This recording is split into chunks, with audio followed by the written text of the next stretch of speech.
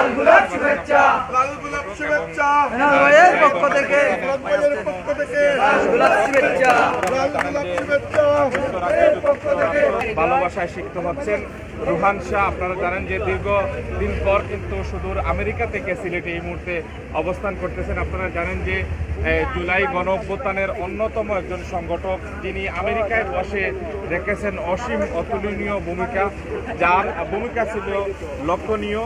এবং সিলেট মহানগর ছাত্রদলের সাবেক সদস্য এবং বিশেষ করে আপনারা জানেন যে জগন্নাথ বিশ্ববিদ্যালয়ে মেধাবী ছাত্র নেতা এবং বিশেষ করে আপনারা জানেন যে যুক্তরাষ্ট্রের অন্যতম সমন্বয়ক। প্রবাসে থেকে যিনি এতটা দলের জন্য, দেশের মানুষের জন্য কাজ করে গিয়েছেন রুহান শাহ, আমরা দেখতে পাচ্ছি তিনি কিন্তু এই মুহূর্তে সিলেটে এসেছেন এবং সিলেট ওসমানী আন্তর্জাতিক বিমানবন্দরে তাকে সংবর্ধনা দিচ্ছেন সিলেট জেলা মহানগর যুবদল, স্বেচ্ছাসেবক দল, ছাত্র দলের নেতাকর্মীরা কিন্তু এই মুহূর্তে এখানে এসেছেন। আমরা এই মুহূর্তে একটু কথা বলার চেষ্টা করব, দীর্ঘদিন পর দেশে এসেছেন এবং কেমন অনুভূতি তার, কেমন লাগতেছে এই বিষয়টা আমরা জানার চেষ্টা করব। প্রথমে আমরা একটু কথা বলার চেষ্টা করব সিলেট জেলা ছাত্র দলের সাংগঠনিক সম্পাদক জনাব মোফাজ্জল চৌধুরী মুর্শেদ। আমরা ওনার কাছ থেকে জানার চেষ্টা করবো যে আপনারা এখানে দীর্ঘদিন পরে উনি আসার পরে আপনারা এসেছেন, এই বিষয়টা যদি অনুভূতি আমাদেরকে বলতে পারেন। বিসমিল্লাহির রহমানির রহিম। আসলে আপনারা জানেন 5ই আগস্ট আমাদের দেশ নতুন করে আবার স্বাধীন হয়েছে।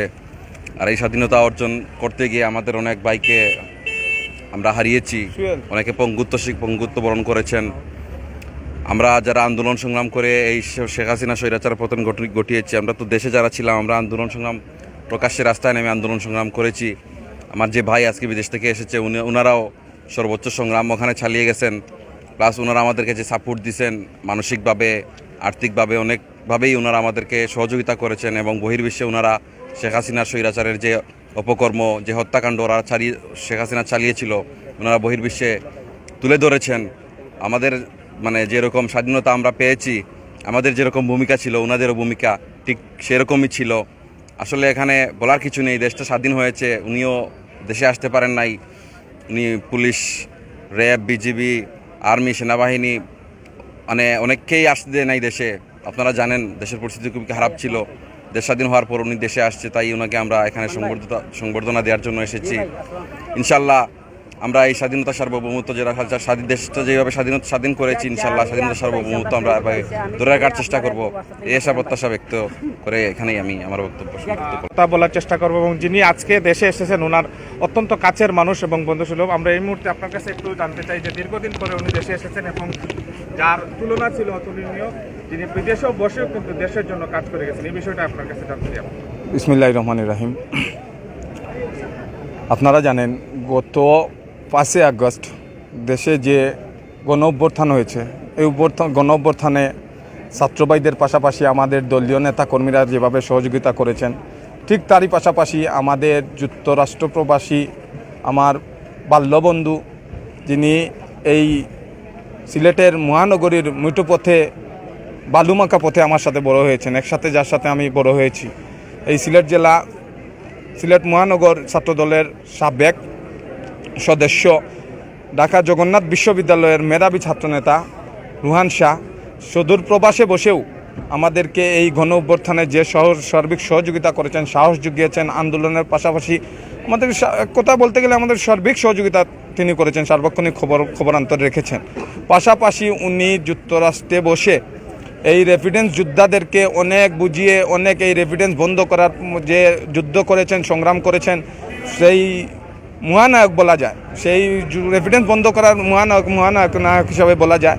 পাশাপাশি উনি আমাদেরকে এই যুক্তরাষ্ট্রে বসে ওইখানে ছাত্র সমন্বয়কদেরকে নিয়ে যেভাবে বাংলাদেশকে এই পূর্ণ স্বাধীনতা পাওয়ার পিছনে আমি মনে করি এই যুক্তরাষ্ট্রে প্রবাসী আমার এই কনিষ্ঠ বন্ধু রুহান শাহর অনেক ভূমিকা রয়েছে, যা আমি আপনাদেরকে এখন বলতে গেলে প্রায় 1 ঘন্টা 2 ঘন্টা সময়ের প্রয়োজন, তো যেহেতু অত সময় নাই, আমরা ওনাকে এই স্বাধীন দেশে স্বাধীনভাবে বরণ করতে পেরেছি, এটাই আমাদের কাছে বড় সৌভাগ্য।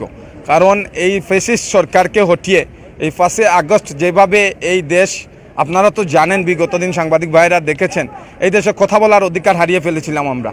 দীর্ঘ 17টি বছর রাজপথে আন্দোলন সংগ্রাম লড়াই করে আজ আমরা স্বাধীনভাবে কথা বলতে পারছি। দীর্ঘ 17টি বছর আমাদের মুখের ভাষা কেড়ে নেওয়া হয়েছিল, বাক স্বাধীনতা কেড়ে নেওয়া হয়েছিল, কথা বললেই জেল, না হলে মামলা, অসংখ্য মামলার আমি আসামি। পাশাপাশি আমার বন্ধু সদর প্রবাসে বসে মামলা খেয়েছেন এই দেশের জন্য, আর উনি এই দেশে আসছেন। পাশাপাশি আমরাও খুশি হয়েছি, সিলেট জেলা ও মহানগর যুবদল, স্বেচ্ছাসেবক দল, ছাত্রদলের অসংখ্য নেতাকর্মী উনিকে রিসিভ করতে আজ এয়ারপোর্টে এসেছেন। উনি যেভাবে সার্বিকভাবে পিছনে আমাদেরকে সহযোগিতা করে গেছেন, গণ অভ্যুত্থানে সহযোগিতা করে গেছেন, আগামীতেও আমাদেরকে সহযোগিতা করবেন, এই বলে আমি আমার বক্তব্য শেষ করছি। বাংলাদেশ জিন্দাবাদ, বাংলাদেশ জাতীয়তাবাদী যুবদল জিন্দাবাদ জিন্দাবাদ। দীর্ঘদিন পর দেশে আসলেন এবং এয়ারপোর্টে এসে যে এত সুন্দর একটি সংবর্ধনা পেলেন, এই বিষয়টা যদি আমাদেরকে একটু বলেন। বিসমিল্লাহির রহমানির রাহিম। আসসালামু আলাইকুম ওয়া রাহমাতুল্লাহ। উপস্থিত বাংলাদেশ জাতীয়তাবাদী যুবদল, স্বেচ্ছাসেবক দল ও ছাত্রদলের নেতৃবৃন্দকে আমি আমার পক্ষ থেকে আন্তরিক শুভেচ্ছা জানাচ্ছি এবং আমার বাংলাদেশে এই প্রত্যাবর্তনের কারণে আজ দীর্ঘ অনেক কাল পর আজকের এইবারের আমার আগমনটা একটু ডিফারেন্ট। তার কারণ হচ্ছে স্বাধীন ও সার্বভৌম বাংলাদেশে আজকে আমার এই পদার্পণ। আমি শুরুতেই মহান আল্লাহ তাআলার আল্লাহ রাব্বুল আলামিনের নিকট শুকরিয়া জ্ঞাপন করছি। দীর্ঘ 17 বছর পর আমাদের স্বৈর শাসনমুক্ত একটি স্বাধীন ও সার্বভৌম বাংলাদেশ, যেই বাংলাদেশের স্বপ্নদ্রষ্টা ছিলেন শহীদ প্রেসিডেন্ট জিয়াউর রহমান। আপনারা জানেন আগামীকাল হচ্ছে 7ই নভেম্বর। সেই 7ই নভেম্বরের ঠিক আগের দিন 6ই নভেম্বর আমি বাংলাদেশে আসতে পেরেছি। এটাই আমার কাছে অনেক বড় একটা সৌভাগ্য এবং স্বাধীন এই রাষ্ট্রে আমি আমাদের যেই অভিষ্ট যে রাষ্ট্রের যে স্বপ্ন ছিল সেই স্বপ্ন আমরা বাস্তবায়নের পথে এগিয়ে যাচ্ছি। আমি খুব ছোট করে আমার আজকের বক্তব্যটা রাখবো।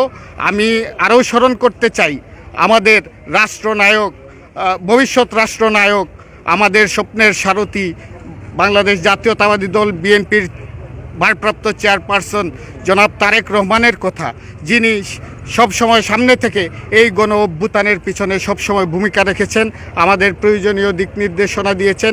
আমি স্মরণ করছি সহস্রাধিক শহীদদের কথা, জুলাই গণ অভ্যুত্থানে সেই সব শহীদদের কথা, সেই সব অগণিত পঙ্গু, গুলিবিদ্ধ হয়ে আহত, আওয়ামী সন্ত্রাসীদের হাতে নির্যাতিত সেই সব মুক্তিকামী অকুতভয় মুক্তিকামী ছাত্র জনতার কথা, যাদের রক্তের বিনিময়ে আজকের এই স্বাধীনতা অর্জন হয়েছে। আজকে আমি স্মরণ করছি সিলেটের কিংবদন্তি ছাত্রনেতা জনাব আব্দুর রকিব চৌধুরীকে, যার হাত ধরে আমরা আমাদের রাজনীতি শুরু করেছিলাম। হাজী দিনার ভাইয়ের কথা স্মরণ করছি, তিনি আমাদের একজন প্রদর্শক ছিলেন। আমি আরও স্মরণ করছি বাংলাদেশ আমেরিকান সোসাইটির কথা, বাংলাদেশ আমেরিকা প্রবাসী ফোরাম, আমাদের 1.5 কোটি প্রবাসী বাঙালি বিশ্বের 150টিরও বেশি দেশে। আমি আপনাদের আজকে একটি ছোট্ট কথা বলতে চাই। আমার মনে পড়ছে এই মুহূর্তে সেদিন জুলাই 19 তারিখ ছিল, যেদিন আমাদের ইন্টারনেট ব্ল্যাকআউট করে দিয়ে আপনাদের সাথে আমাদের সকল সংযোগ বিচ্ছিন্ন করে দেওয়া হয়েছিল। সেই ষড়যন্ত্র শুরু হয়েছিল, যেই ষড়যন্ত্র শুরু হয়েছিল 71-এর মুক্তিযুদ্ধের পরে। তখন এই প্রবাসী বাংলাদেশিরা এই আন্দোলনটা চালিয়ে নিয়ে গিয়েছিলেন। আমি তাদের কথা কৃতজ্ঞ চিত্তে স্মরণ করছি। বাংলাদেশ আমেরিকা প্রবাসী ফোরাম, আমার নিজ সংগঠন নিখিল বিশ্ব বাংলাদেশ প্রবাসী ঐক্য, Bangladesh association of Nashville Tennessee,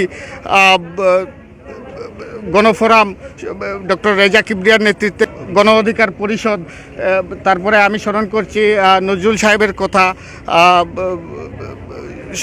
অনেকের নাম মনে আসছে না এই মুহূর্তে। আমি সবার কথা কৃতজ্ঞ চিত্তে স্মরণ করছি। আর আগামীকাল হচ্ছে 7ই নভেম্বর, সিপাহী জনতা বিপ্লব দিবস। আমাদের মনে রাখতে হবে এই সিপাহী জনতা বিপ্লবের মাধ্যমে বাংলাদেশে বহুদলীয় গণতন্ত্র প্রতিষ্ঠিত হয়েছিল মেজর জেনারেল জিয়াউর রহমানের হাত ধরে, যাকে সিপাহী জনতা অকুণ্ঠ সমর্থন দিয়ে বাংলাদেশে বহুদলীয় গণতন্ত্রের প্রবর্তন করেছিলেন। তারই ধারাবাহিকতায় আজকের এই স্বৈরাচার মুক্ত বাংলাদেশ এবং এই বাংলাদেশে আমাকে এই সংবর্ধনা অনুষ্ঠানে আপনারা আমাকে যেভাবে সম্মানিত করেছেন, আমি অত্যন্ত সম্মানিত বোধ করছি, আপনাদের কাছে কৃতজ্ঞ। আমি জানি আমি এই সম্মানের যোগ্য নই, কিন্তু তারপরও আপনাদের ভালোবাসায় আমি সিক্ত।